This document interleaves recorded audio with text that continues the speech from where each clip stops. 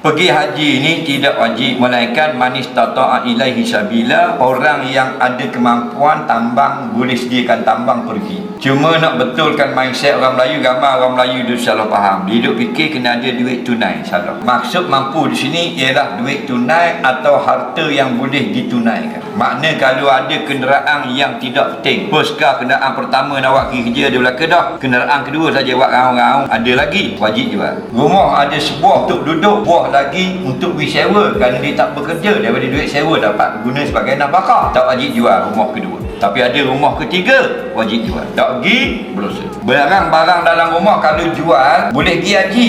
Tengok, barang yang keperluan manusia, tak wajib jual. Contoh dapur, barang tikar, bilik air, tak wajib jual. Tapi kalau ada home theater 15,000, ada sofa 18,000, wajib jual. Mati, tak jual sofa lagi ke Mekah, berdosa. Kena faham baik. Yang tak wajib jual, benda keperluan asas. Nampak?